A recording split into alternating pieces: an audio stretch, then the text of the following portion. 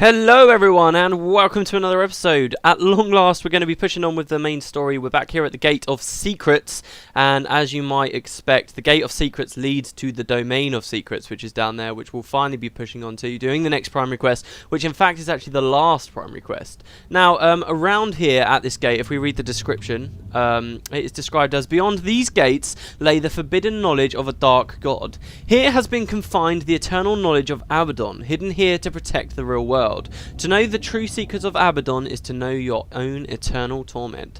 Right, so yeah, the Domain of Secrets, I don't think it actually really in-game gets the feel across very well, but it's kind of where all of the knowledge, or at least a lot of the knowledge, a lot of the things to do with Abaddon have sort of been banished to. As we all know, the gods tried to erase all trace of Abaddon from the real world. A lot of people might have questioned, why have we gone through 2 campaigns of this game and never heard a single thing about this mysterious 6th god? And the idea is that the other gods got rid of all knowledge. They tried to all banish it all down into this world. And in fact, there's one thing in the guildwars.dat called the Plaza of Corrupted Dreams, and this was a place that obviously they had designed but never actually ended up going into the game, so you can only read about it but you can't actually find it. And in this plaza, it supposedly contains knowledge and art that has been judged by the 5 gods as pertaining to Abaddon, so they sort of threw it down here, but sadly we can't actually go and find it. I reckon that would be really cool to see sort of all this art of Abaddon that people drawn up in interior, but it had all been taken down. Anyway, there's going to be a lot of places that we can elaborate on down there, and sort of all these kind of mystical obelisks and things, which have actually, if I go close to them, you can actually see I've got symbols running down them. Sadly, these can't be translated, but you kind of get the idea. This is all sort of information about Abaddon. However, before we do the main quest pushing on through the domain, I thought we could do a single introductory quest, because there's still really cool side quests going on around here.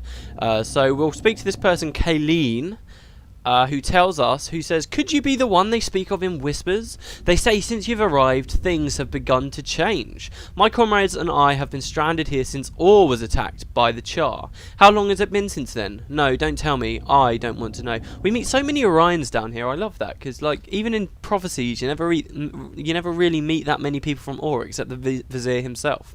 Terrik is convinced that your presence will finally free us from this realm, but he needs your help. Will you meet with him? Terrik? Who's this Terrik person? Okay, if there's a chance to escape this realm, then we must take it. This is the first quest out of 2 quests which teach us everything else there is to know about the fall of Ur and the Vizier, which is pretty cool. And alongside that, I'm hoping to do another quest that our friendly neighbourhood Char will give us. This person here called Scorch Emberspire, who is actually, you might have noticed, everyone's ghosts down here, right? Like this tormented soul. But the Char don't actually appear as ghosts.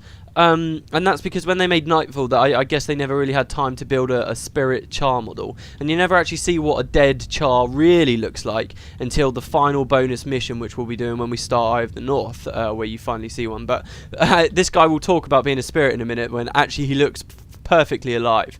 My soul longs to bask in the flames of the lands that we called home. I've been imprisoned for what seems like ages, so a little hint of what the Char homelands might be like.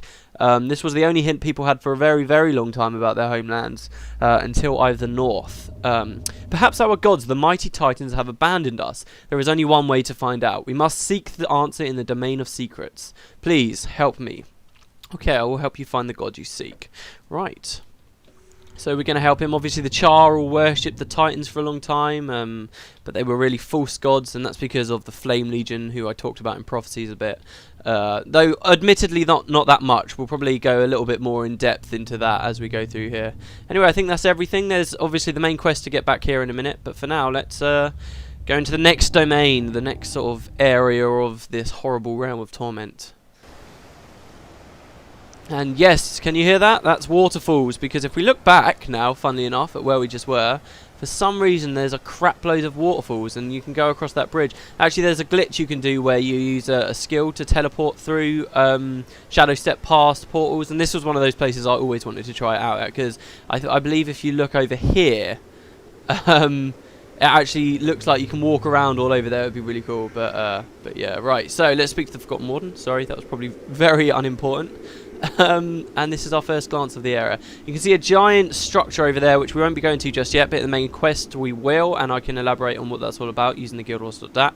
But here's Terrik for a start. So you're the guy your friend said. He said, say a prayer, friends. It may just guide you to the salvation that you seek, or it will be the last words to escape your lips. I wonder why some spirits are blue and some are red. Is it just the completely mad ones that have gone red? It's weird, isn't it? I don't think you see any red ones anywhere else in the whole game, just down here in the Realm of Torment. Anyway. He says, are you the ones? Yes, I can see it in your eyes. I felt a change in the air the moment you arrived. In a realm such as this, where every day is torture, it is easy to sense. You will be the key that opens the door to our freedom, our peace. Have not the people of Or suffered enough? Let me show you. It lies just ahead. Ooh, so he's got some secret he wants to show us. And also, we will find Scorch Ember Spire, should be around here. Or is he already following us? Oh, Scorch is already following us. Sorry, my mistake. Stay your hand, human. I am not your foe. We are all just prisoners here. And with the world itself tormenting us, we have little reason to bicker. Right, so that's that big place there. Looks very cool, doesn't it? The effect here is possibly the most annoying one, in my opinion. The effect here means that skills cost 40% more energy to activate. Now, if you play the game, you'll know that is quite a fierce, a very high amount. I'm not sure why it's so unbalanced compared to the rest. You know, one of them's just recharge times increased by 3 seconds. I mean, it's nothing. But this really punishes spellcasters. I'll be okay because most of my skills are adrenaline. But, you know, I've been here quite a few times on spellcasting professions. And my god, is it annoying. Especially for heroes who genuinely aren't very good with energy. Right, so the main quest will take us left towards that big mighty building, but we're going to take a right through sort of these thorns and stuff. And I was actually shocked. These thorns look really cool. They're kind of quite unique down here. You kind of go, they're a little bit like a kind of a weird kind of forest, just like these massive thorns that you go through. But there's actually nothing that you ever learn about them. They're just kind of here to look cool. Which kind of shocked me a little bit. But lots and lots of Torment's claws have been popping up. I don't know whether you guys have noticed, but as we've been getting deeper and deeper in, these things have been popping up more and more and more and more as we go through. It's like as we're getting closer to where Abaddon potentially is, wherever he is, things are getting more dangerous. Abaddon is watching us closely, sending more things at us.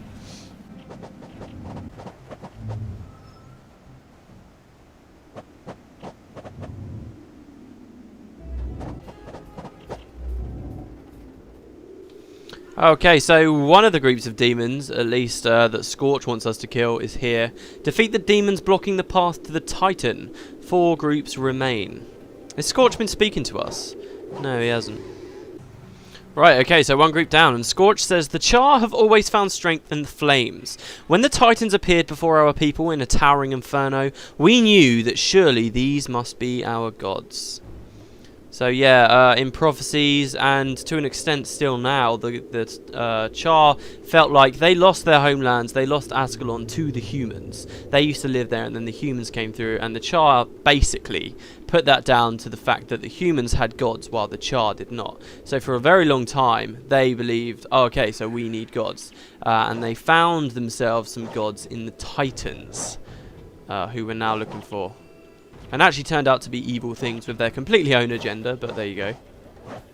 And we completely wiped them out, essentially. Interior, at the very least. Not in the realm where they came from, which would be here.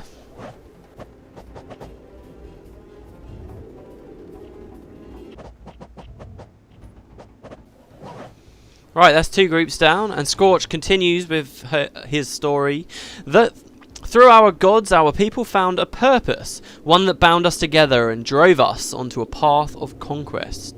And that's true as well. After they found their gods, of course, that's when they then launched a 3-pronged attack. One group went to Or, which was consequently blown up because of the Vizier and his corruption, and Abaddon.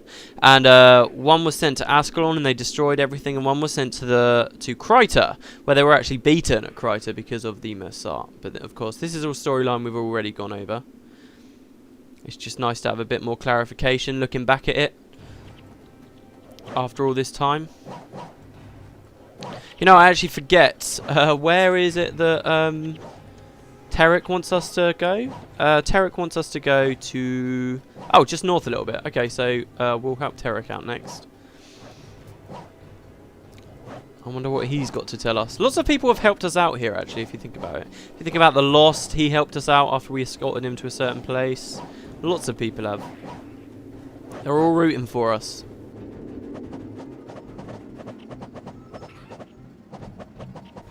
Oh, and Scorch is speaking again. Following the signs from the gods, we cut a swathe of destruction into the lands of men. Victory was our birthright. Fire and steel became the hands with which we would grasp it.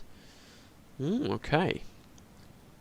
It's nice to see things from a Char perspective. If you notice in Prophecies, that even though they were such a big influence on the whole story, and I mean, you learn a reasonable amount about their like fires and stuff at the start, but you never really hear them speak very much. Have you noticed? You never really get their side of the story too much. Anyway, this is where Terek wanted us to come. Oh god, everybody's speaking. Oh, some Marganites. Now, this quest with Terek that I'm doing actually has a chance to bug out quite a lot. Okay, so he's speaking. I'd like to thank you for bringing me this far.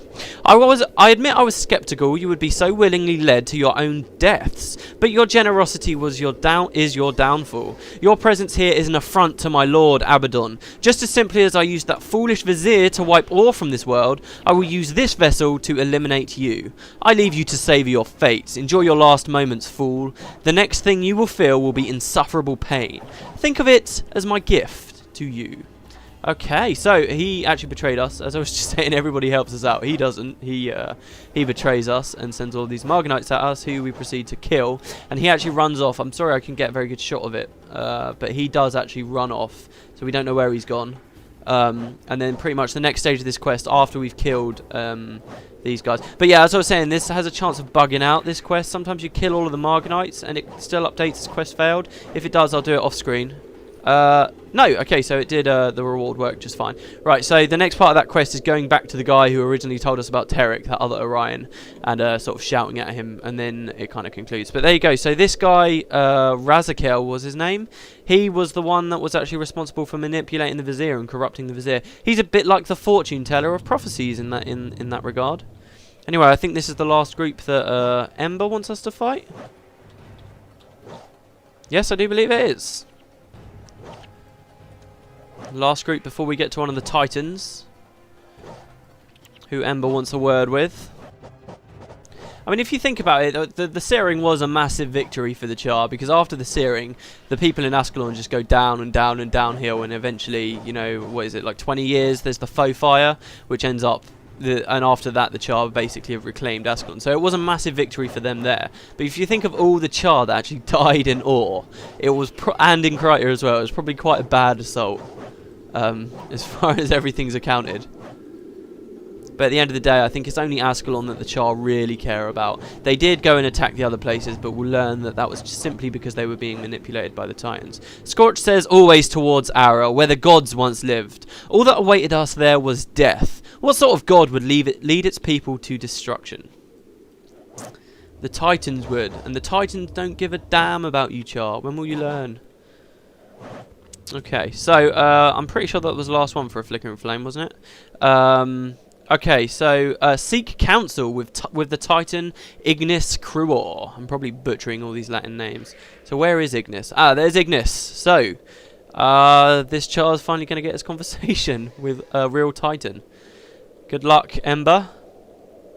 Oh, and there's more at the back. What's the betting that they're going to run in when we get next to Ignis? To think I would ever be graced by the presence of a god. Hello, Ignis, are you going to talk? Bear in mind, we barely hear the Titans talk as well. So far, really, they seem quite mindless. I have come all this way to prove my faith. We have done all that you have asked, and yet I still find myself stranded in this purgatory. How have we failed you?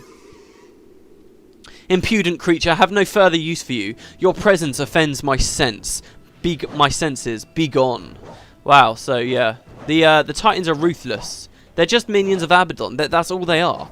They're minions of Abaddon that became gods in another race's eyes. I mean, how crazy is that? So really, Abaddon was manipulating not just the events in the Jade Sea and in Cantha. He wasn't just manipulating the downfall of Ur. It wasn't just manipulating the Vizier. He was going as far back as manipulating the Char to attack Ur in the first place, giving the Vizier a reason to blow it up. I mean, it's such a massive scheme, and it's been in plan since over 200 years ago, way back when the Jade Wind happened. It's just, this is how long Abaddon's been in his prison, scheming and finding a way to get out, and only now is everything coming to a head. Everything we've seen so far, it's all been leading up to this, and even longer than that. I mean, we've only been seeing the past 10 years ish on Tyria, and this has been going on for, as far as we can see, at least the past 200 years. That's how long Abaddon's had this plan in effect. Well, there we go. So that's the Titans dead. Sorry about this, Scorch. Your whole race was pretty much betrayed.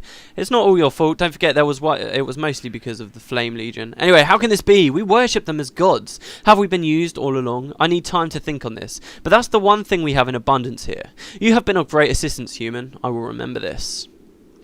We meet again, Matt Greenspring. A spark inside of me has grown into a raging fire that lusts for revenge. The price of blood shed by my people must be repaid twofold. I've heard word that 2 titans yet remain in these lands. Though I may never find peace here, I may find satisfaction in their deaths. Will you lend me your strength once more? Ah, thinking just like a char. Kill, kill, kill. Right, so this quest is quite cool. I don't know why this quest isn't a part of the quest we just did. Oh, and Corey's dead again. Come on, Corey, up you get. Because it's literally you just walked a tiny little bit south and killed 2 more titans and then you're done. So I quite like this. What we're doing here with Scorch is kind of slightly hinting on a lot of the things we see happening with the Char in Eye of the North. The Char really come back in Eye of the North. And a lot to do with their religion and their betrayal by the Titans here.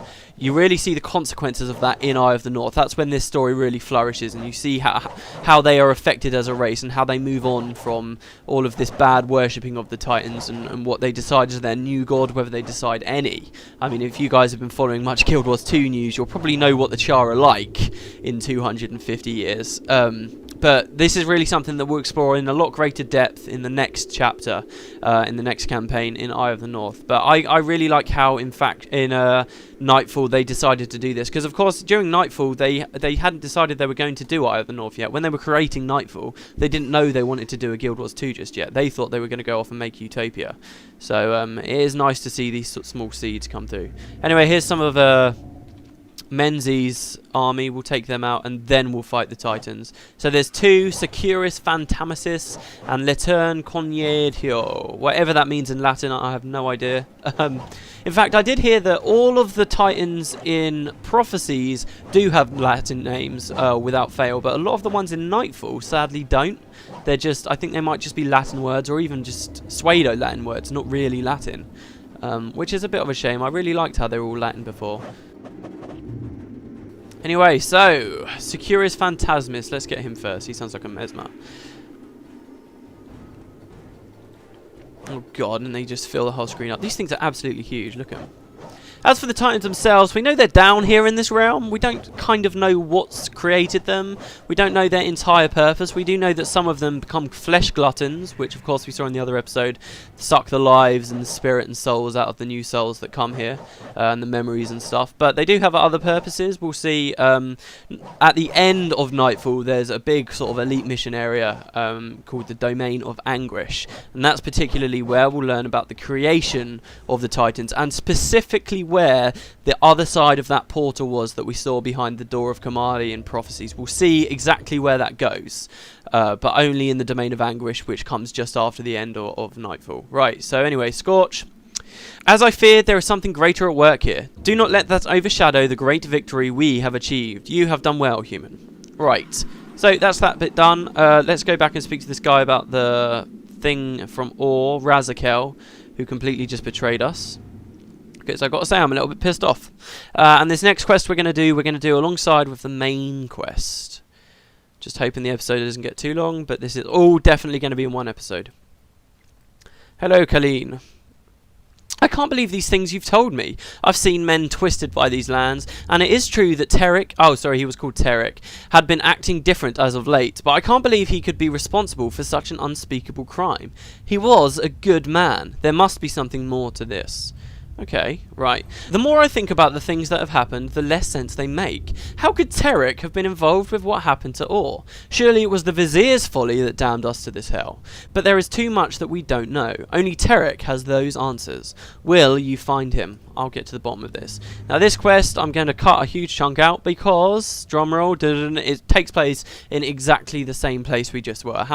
Kind of annoying. I'm a little bit annoyed about that. If they just had a way, if they just changed the quest so that this person we were just speaking to, Colleen, came out there with us and we wouldn't have to map all the way back just to go back, it'd be much better. So what I'm going to do is cut it, literally, until we're right at the objective. Which is exactly where we just were, as you can see, and then we'll go from there. So I'll see you guys in a second.